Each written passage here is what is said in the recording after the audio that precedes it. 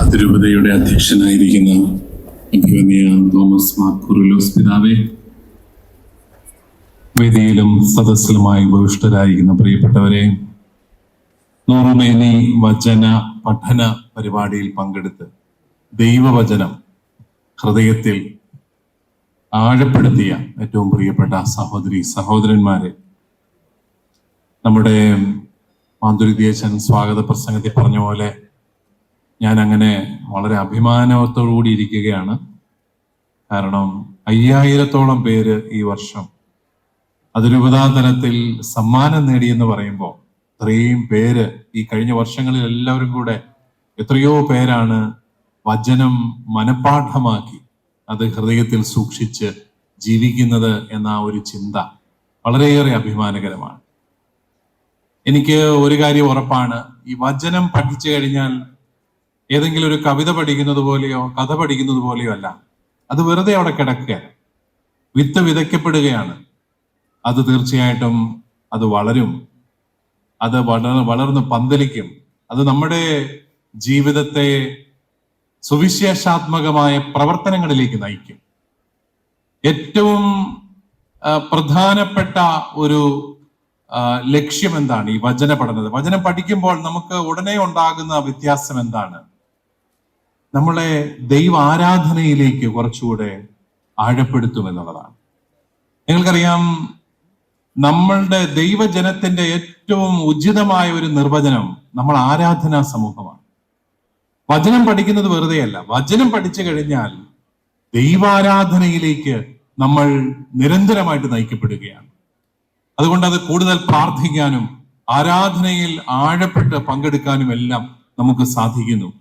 അങ്ങനെ ദൈവത്തെ ആരാധിക്കുന്ന ഒരു ജനമായി പൂർണ്ണ ഹൃദയത്തോടെ, പൂർണ്ണ മനസ്സോടെ, പൂർണ്ണ ആത്മാവോടെ ആരാധിക്കുന്ന ഒരു സമൂഹമായിട്ട് മാറാൻ സാധിക്കും.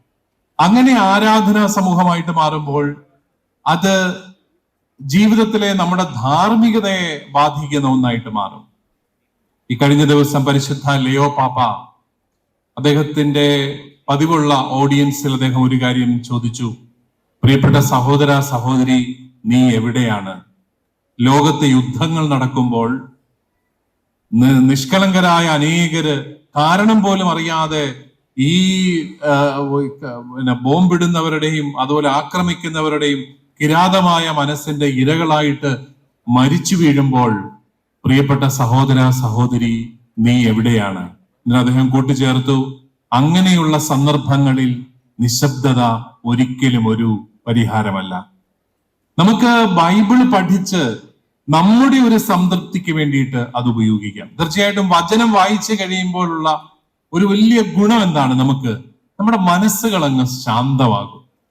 നിങ്ങൾ ഒരധ്യായം ബൈബിൾ വായിച്ചു കഴിഞ്ഞാൽ ഏറ്റവും കൃത്യമായിട്ട് നിങ്ങൾക്ക് സംഭവിക്കാൻ പോകുന്നത് മനസ്സിന്റെ ഒരു ശാന്തതയാണ്. ഏത് പ്രശ്നത്തിൽ ഇരിക്കുമ്പോഴും കുറെ വചനം വായിച്ചു കഴിയുമ്പോൾ ദൈവം നമ്മുടെ കൂടെ നിൽക്കുന്നു എന്നുള്ളൊരു ചിന്ത നമുക്കുണ്ടാവുകയും അത് നമ്മുടെ മനസ്സുകളെ സമാധാനിപ്പിക്കുകയും ഒക്കെ ചെയ്യും. പക്ഷെ ആ സമാധാനവും സുരക്ഷിതത്വവും സുഖവും ഒക്കെ ആയിട്ട് നമ്മളങ്ങ് ജീവിച്ചാൽ മതിയോ? നമ്മള് സുവിശേഷം ഹൃദയത്തിൽ സൂക്ഷിക്കുന്നവരെന്നുള്ള നിലയിൽ ഈ ലോകത്തോട് പ്രതികരിക്കേണ്ടവരല്ലേ? നിങ്ങൾ ഈ കഴിഞ്ഞ ദിവസം 31 വയസ്സുള്ള ഒരു ചെറുപ്പക്കാരൻ അമേരിക്കയിൽ വെടിയേറ്റ് മരിച്ചതിനെ കുറിച്ച് കേട്ടിട്ടുണ്ടാവും. ചാർലി കിർക്ക് എന്ന് പറയുന്ന ഒരു ചെറുപ്പക്കാരൻ, ഭാര്യയും 2 മക്കളും ആയിട്ട് ജീവിച്ച ഒരു മനുഷ്യൻ. അദ്ദേഹം അമേരിക്കയിലെ ചെറുപ്പക്കാരുടെ ഇടയിൽ ഒരു പുതിയ പാർട്ടി, ഒരു സംഘടന തന്നെ രൂപീകരിച്ചു.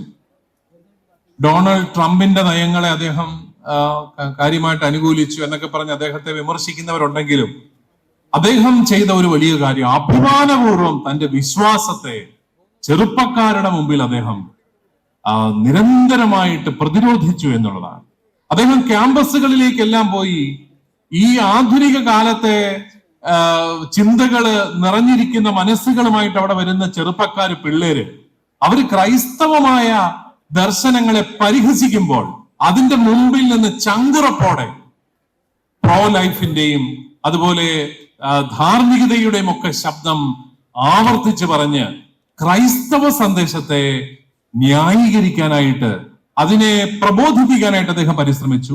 അങ്ങനെ ഒരു വേദിയിൽ പ്രസംഗിച്ചു കൊണ്ടിരിക്കുമ്പോഴാണ് ഒരു അക്രമി അദ്ദേഹത്തിന് നേരെ നിറയൊഴിക്കുന്നതും അദ്ദേഹം അവിടെ മരിച്ചു വീഴുന്നതും. വലിയൊരു ദുഃഖമാണ്. ആ ഒരു രാജ്യം മുഴുവൻ ദുഃഖിക്കുകയാണ്. അദ്ദേഹത്തിന്റെ ചരിത്രം പഠിക്കുമ്പോൾ നമുക്കും വലിയൊരു ദുഃഖമുണ്ടാവും.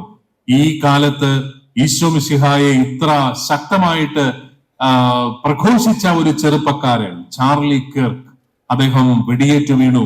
അദ്ദേഹത്തിന്റെ മൃതസംസ്കാരമൊക്കെ ഈ ദിവസങ്ങളിലാണ്. എന്ന് വെച്ചാൽ സുവിശേഷം പറയുക എന്ന് പറയുന്നത് അപകടകരമായ ഒരു കാര്യം കൂടിയാണ്. നമ്മൾ ആ ഒരു മേഖലയിലേക്കൊന്നും പോയിട്ടില്ല. നമ്മൾ കേരള ക്രൈസ്തവ സമൂഹം വളരെയേറെ സുരക്ഷിതരാണ്. നമുക്കങ്ങനെ പ്രത്യേകിച്ച് വെല്ലുവിളികളൊന്നുമില്ല. നമുക്ക് നല്ല അഭിമാനപൂർവ്വം ജീവിക്കാനായിട്ട് സാധിക്കുന്നു. പക്ഷെ ശരിക്കും സുവിശേഷം ജീവിച്ചാൽ ഇത് അപകടകരമായ ഒരു ജീവിതമാണ്. നിങ്ങൾക്കറിയാം, ഇന്നും ലോകത്തെ ഏറ്റവും കൂടുതൽ പീഡിപ്പിക്കപ്പെടുന്നത് ക്രൈസ്തവരാണെന്ന് പറയുമ്പോൾ, ഏതെങ്കിലും ഒരു മതം ഏറ്റവും കൂടുതൽ പീഡിപ്പിക്കപ്പെടുന്നുണ്ടെങ്കിൽ അത് ക്രൈസ്തവ മതമാണെന്നുള്ള യാഥാർത്ഥ്യം നമ്മൾ ഉൾക്കൊള്ളുമ്പോൾ ചോദ്യമുണ്ട്, എന്തുകൊണ്ടാണ് ഈ ക്രൈസ്തവര് ഇത്രമാത്രം ആക്രമിക്കപ്പെടുന്നത്?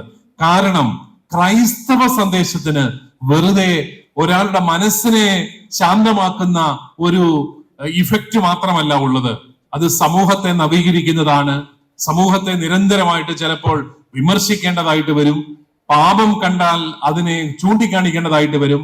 പാപത്തിൽ നിന്ന് പിന്തിരിയാനായിട്ട് ജനത്തെ നിരന്തരമായിട്ട് ഉദ്ബോധിപ്പിക്കേണ്ടി വരും. ഇതൊന്നുമില്ലാതെ എനിക്ക് വേണമെങ്കിൽ ക്രൈസ്തവനായിട്ടൊക്കെ ജീവിക്കാം. പേരിൽ ഒരു ക്രൈസ്തവനായിട്ട് എനിക്ക് എന്റെ ദൈവം, എന്റെ കർത്താവെ, എനിക്ക് കുഴപ്പമൊന്നും ഉണ്ടാകരുതേ. ലോകത്ത് എവിടെല്ലാം ഭൂമി കുലുക്കം ഉണ്ടായാലും എന്റെ വീട് കുലുങ്ങരുതേ. ആർക്കെല്ലാം ആപത്തുണ്ടായാലും എനിക്ക് മാത്രം ഒരു കുഴപ്പം ഉണ്ടാകരുതേ. ഞങ്ങളുടെ വീടിനും ഞങ്ങളുടെ വീട്ടിലുള്ളവർക്കും ഞങ്ങളുടെ വളർത്തു മൃഗങ്ങൾക്ക് പോലും ഒരു കുഴപ്പം ഉണ്ടാകരുതേ എന്നൊക്കെ പ്രാർത്ഥിച്ച് നമുക്ക് വേണമെങ്കിൽ ഏതെങ്കിലും ഒരു മതം പോലെ ഈ ക്രൈസ്തവ വിശ്വാസം ജീവിക്കാം. പക്ഷെ വചനം പഠിക്കുന്നവന് ഒരിക്കലും അങ്ങനെ ഇരിക്കാനായിട്ട്, നിസ്സംഗനായിട്ട് ഇരിക്കാൻ സാധിക്കുകയില്ല. അവനവന്റെ മാത്രം സുരക്ഷിതത്വം മനസ്സിൽ വെച്ചുകൊണ്ട് ജീവിക്കാനായിട്ട് സാധിക്കുകയില്ല. അതുകൊണ്ടാണ് സുവിശേഷം ജീവിക്കുന്ന സമൂഹങ്ങളെ ലോകത്തിന്റെ ശക്തികൾ ഇന്നും ഭയപ്പെടുന്നത് എന്ന് നമ്മൾ തിരിച്ചറിയണം. അതുകൊണ്ട് പ്രിയപ്പെട്ടവരെ, നിങ്ങളെല്ലാം ഇത്രയും പേര് ഈ കഴിഞ്ഞ വർഷങ്ങളിൽ, എനിക്ക് തോന്നുന്നു കഴിഞ്ഞ 3 വർഷമായിട്ട് 4 വർഷമായിട്ട് കഴിഞ്ഞ 3 വർഷങ്ങളിൽ നമ്മൾ ഈ നൂറുമേനി നടത്തി ആയിരക്കണക്കിന് ആൾക്കാര് ദൈവവചനം പഠിച്ചു. അത് നൂറുകണക്കിന് വചനങ്ങൾ നിങ്ങൾ എല്ലാവരും മനഃപാഠമാക്കി. അത് വെറുതെ ആവില്ല എന്നുള്ള കാര്യത്തിൽ എനിക്ക് യാതൊരു സംശയവുമില്ല. അത് നിങ്ങളെ ദൈവാരാധനയിലേക്ക് നയിക്കും, സഹോദര സ്നേഹത്തിലേക്ക് നയിക്കും, കൂടുതൽ കാരുണ്യത്തിലേക്ക് നയിക്കും, വളരെ ശക്തമായ സഭാ ജീവിതത്തിലേക്ക് നയിക്കും. അങ്ങനെ സഭാ ജീവിതത്തിൽ ഉൾച്ചേർന്നുകൊണ്ട് നമുക്ക് ജീവിക്കാനായിട്ട് സാധിക്കും.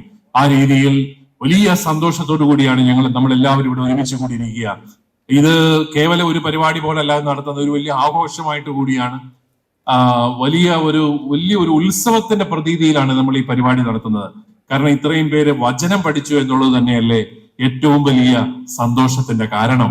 അതുകൊണ്ട് ആ ഒരു വലിയ സന്തോഷം, ഒരു ഉത്സവത്തിന്റെ പ്രതീതിയിൽ നമ്മൾ ജീവിക്കുമ്പോൾ നിങ്ങളുടെ ജീവിതത്തിലും അത് സന്തോഷമായിട്ട്, കൂടുതൽ ധൈര്യമായിട്ട്, കൂടുതൽ സാഹോദര്യമായിട്ടെല്ലാം മാറാനായിട്ട് ഇടയാകട്ടെ എന്ന് ആശംസിക്കുന്നു. ഇതിന്റെ പിന്നിൽ പ്രവർത്തിച്ച എല്ലാവരെയും ദൈവം സമൃദ്ധമായിട്ട് അനുഗ്രഹിക്കട്ടെ എന്ന് പ്രാർത്ഥിക്കുന്നു. പ്രത്യേകമായിട്ട് ഈ ഒരു ദിവസം അഭിമന്യ കർദിനാൾ പിതാവായിരുന്നു വരേണ്ടിയിരുന്ന, അതിനകത്ത് അദ്ദേഹത്തിന് പകരം നമ്മുടെ പ്രിയപ്പെട്ട തോമസ് മാർ കൂറിലോസ് തിരുമേനി ഈ ഒരു പരിപാടിക്കായിട്ട് എത്തി. നിങ്ങൾക്കറിയാം, ഒത്തിരി തിരക്കുകളുടെ ഇടയിലൊക്കെ സമയം കണ്ടെത്തിയാണ് പിതാവ് നമ്മളുടെ അടുക്കിലേക്ക് വന്നത്. പിതാവിന് വളരെയേറെ നന്ദി പറഞ്ഞുകൊണ്ട് വളരെ സന്തോഷപൂർവ്വം നിങ്ങൾക്ക് എല്ലാവർക്കും എല്ലാവിധ ദൈവാനുഗ്രഹങ്ങളും നേർന്നുകൊണ്ട് എന്റെ വാക്കുകൾ ഞാൻ ഉപസംഹരിക്കും.